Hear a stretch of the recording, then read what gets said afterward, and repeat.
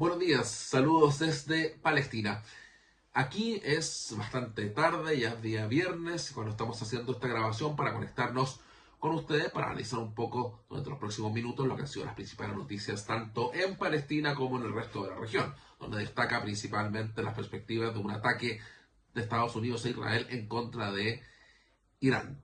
Algo que durante las últimas horas, por lo menos al momento de esta grabación, no ha sido tan claro, a pesar de que las posibilidades de un ataque son bastante ciertas.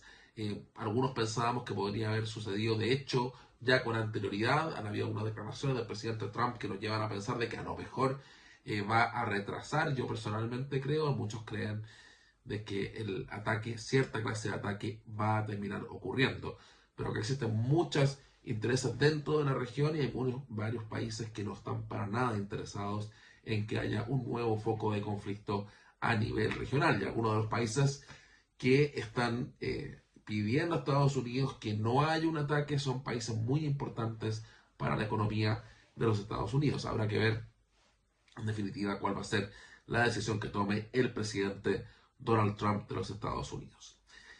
En Palestina la situación se ha mantenido con bastante alarma. Porque claro, acá se dice que hay un cesar al fuego en Gaza, pero todos los días siguen habiendo palestinos asesinados por fuerzas de ocupación israelíes. De hecho, esta semana que está terminando, se ha anunciado el que llaman el Board of Peace o la directiva de paz del presidente Donald Trump. Los miembros todos no se han anunciado, pero ya se ha dicho que Nikolai Mladenov, el ex enviado de Naciones Unidas para Palestina y el proceso de paz de Oriente Medio, va a ser la nueva persona a cargo de, en otras palabras, la reconstrucción de Gaza, según la resolución del Consejo de Seguridad aprobado ya hace algunas semanas y que hemos comentado ya en extenso aquí en Palestina por siempre.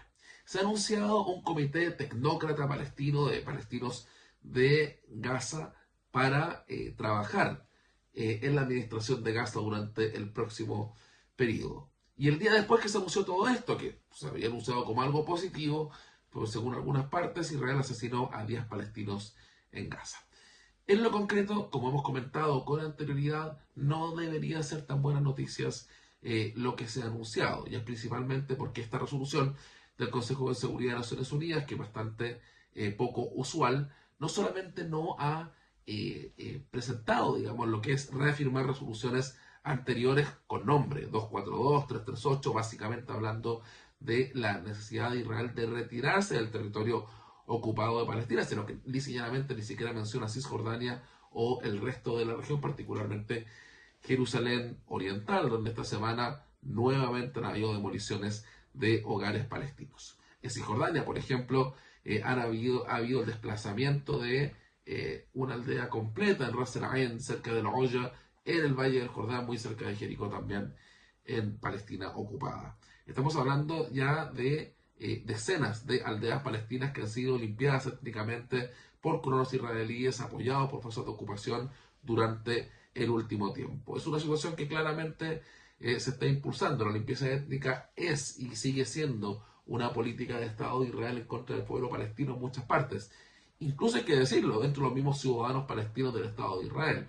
Se siguen demoliendo, por ejemplo, aldeas y casas, particularmente en la zona del Naqab o el desierto del Negev, que también se le conoce a beduinos que han quedado en esa zona.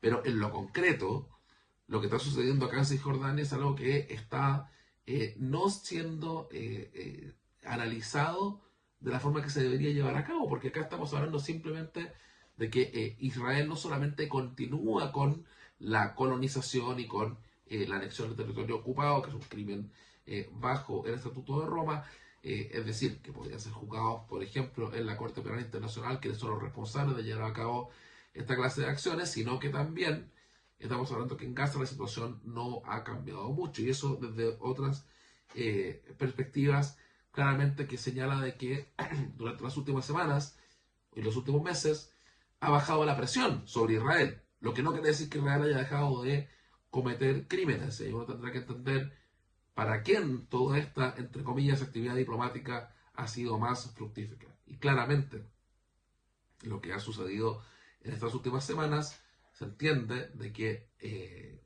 atiende bastante a los intereses del gobierno de Benjamín Netanyahu, bastante más que el interés del pueblo palestino que continúa bajo la ocupación israelí. Y es por eso que es importante entender de que cuando hablamos de el Oya en el Valle del Jordán cerca de Jericó, después hablamos de Gaza, hablamos incluso de el Naqab dentro de Israel propiamente tal, estamos hablando de un ataque frontal en contra del pueblo palestino en su conjunto.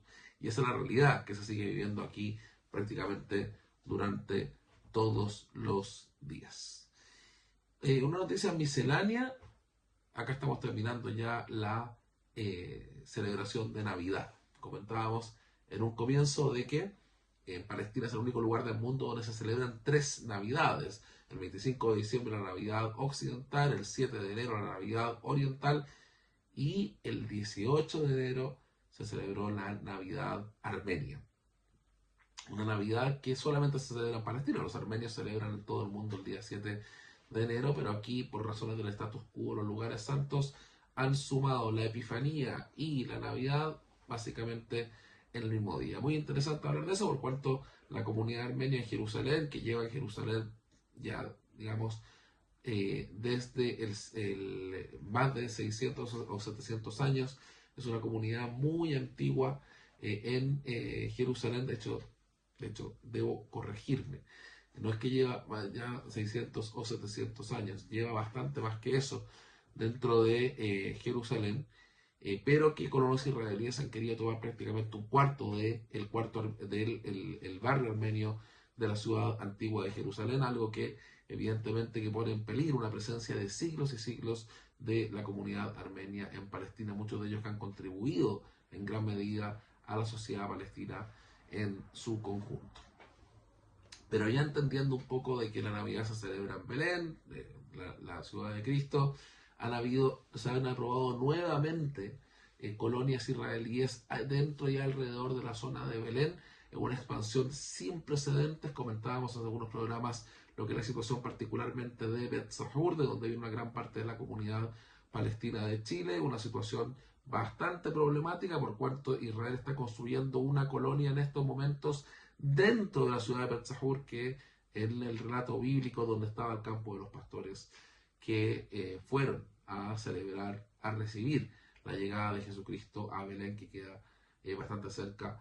Por lo demás, es ahí donde están llegando los colonos israelíes para no solamente hacer imposible la creación de un Estado palestino, sino que lisa y llanamente para que las condiciones de vida sean imposibles, para que la gente simplemente se siga yendo de Palestina. Eso es un objetivo estratégico que están siguiendo los colonos apoyados por el gobierno israelí. Recordemos de que en Israel ya se están preparando varios partidos políticos para elecciones que se llevarían a cabo a prácticamente los próximos meses durante este año 2026, y eso evidentemente genera una dinámica distinta. Yendo a lo que son las perspectivas del nuevo gobierno de Chile, la situación de Palestina, yo creo que es importante entender de que Israel es un Estado que no ha parado de cometer un genocidio. Israel es un Estado que continúa llevando a cabo eso, y habrá que ver cuáles son las acciones que algunos señalan de que el gobierno de Chile estaría llevando a cabo si es que fuese en caso, digamos, o desde el momento, porque ya no es en caso, que asuma el señor José Antonio Kast como presidente.